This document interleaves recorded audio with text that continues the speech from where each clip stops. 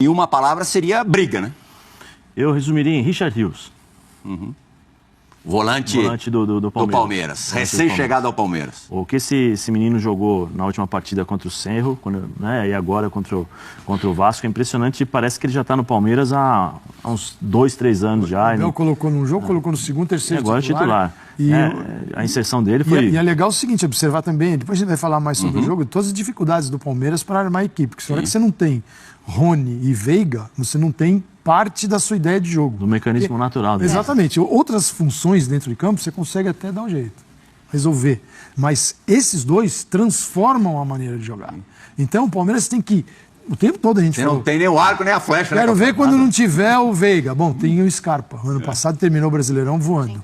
E aí, quando não tiver o Veiga e o Scarpa, é esse momento. E o Abel tem que manter a equipe competitiva com jogadores que... Ou jogadores que vieram da base...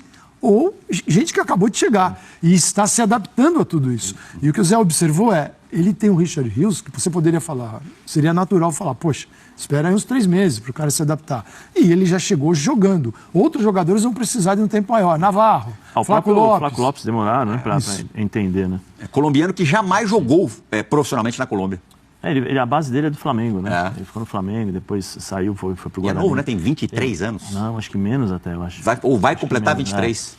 Ele é muito bom jogador, mas eu acho que é um pouco a característica das duas equipes, né? No primeiro tempo, dentro dessas necessidades do Palmeiras, praticamente as duas equipes se espelharam, né? No 4-3-3, e aí você tem os embates físicos que decidiam muitas vezes os lances, né? Nós temos o maior exemplo do gol do Vasco, quando o Piton dá um drible no Arthur, sai praticamente sozinho no corredor e o lance acaba com um gol. Eu acho que a equipe do Palmeiras, né? Nós estamos falando do Vasco, eu concordo com a Nath, concordo com o professor Calçade também. É impressionante como esse Vasco ele é competitivo. Ele sabe... o Barbieri participou do programa do F90 logo após a vitória, acho que contra o Flamengo. Eu não sei se foi vitória, se foi empate, alguma coisa assim. Teve uma vitória no primeiro encontro entre os times do ano. Eu acho que foi essa. Eu não lembro. Nossa, a gente faz o programa todos os dias, então... E ele falou assim, olha, eu perguntei para ele, né? Falei assim, a força do Vasco é saber o momento, saber o que está passando e saber das suas qualidades e pontos fortes e pontos fracos. Ele falou assim, exatamente isso.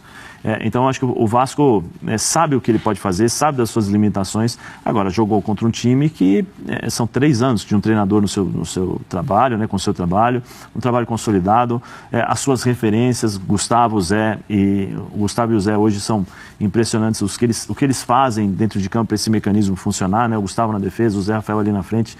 Hoje não tinha o Veiga, ele colocou o menino pela esquerda, o Richard pela direita e o Zé centralizado. O time ali ficou naquela... Não dava espaço para o Vasco, mas também segurava um pouco mais a bola, conseguia controlar um pouco mais o jogo, mas era muito no embate físico. E esse Palmeiras, ele se adapta às condições e às exigências que o jogo te pede. Né? No segundo tempo, ele mudou, ele colocou o Flaco, né? Ele colocou o Flaco e depois... No final, colocou o Hendrick. Ele foi para um 4-4-2, né? Navarro, ele ficou com o Navarro e Flaco. E com o Flaco ali na frente, ele ficou com 4-4-2. Mudou totalmente a forma de jogar, começou a colocar uma intensidade maior, um ritmo maior. Muda a maior naturalidade, né? Automático. Automático. E não perde qualidade. Não é que eles mudam o sistema de jogo e demoram uns 4, 5 minutos para você ver.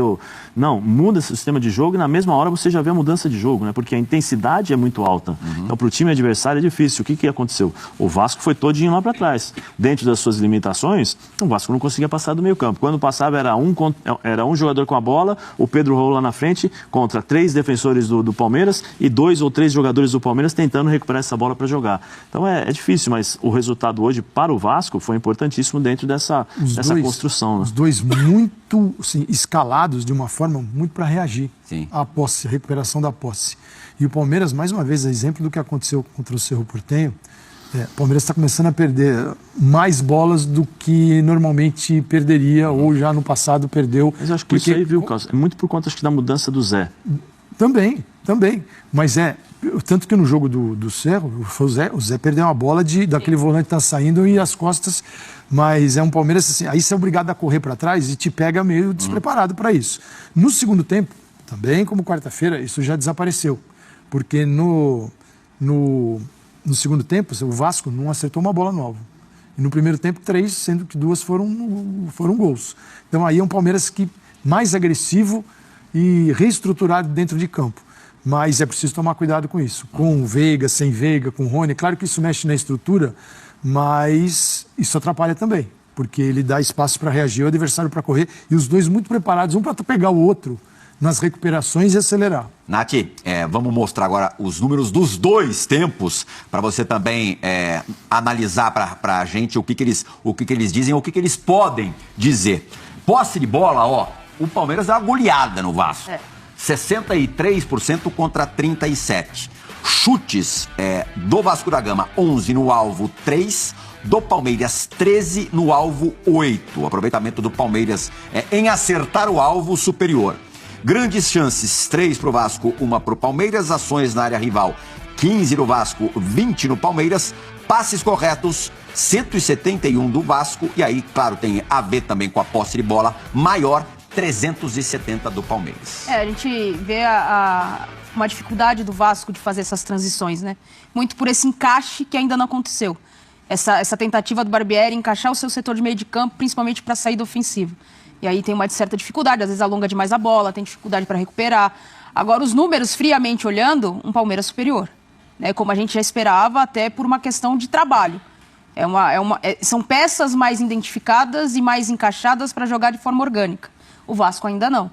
Mas, sem dúvida alguma, acho que para o torcedor palmeirense, o gostinho de que poderia ter saído com a vitória. Pela produção da equipe na segunda etapa. As oportunidades que ele cria, principalmente com o Endrick entrando pelo lado esquerdo e gerando todo o corredor e a intensidade por ali, indo para cima do marcador. Teve 2 ou 3 bolas paradas também que foram muito importantes para o Palmeiras na segunda etapa. Mas faltou aquele capricho. A gente viu a questão de chances para o gol, tem intervenções, chutes truncados ali, mas era a sensação de que se o Palmeiras aperta um pouquinho mais, se tivesse talvez ali um pouquinho mais de concentração no último passe ou na finalização, teria saído com a vitória.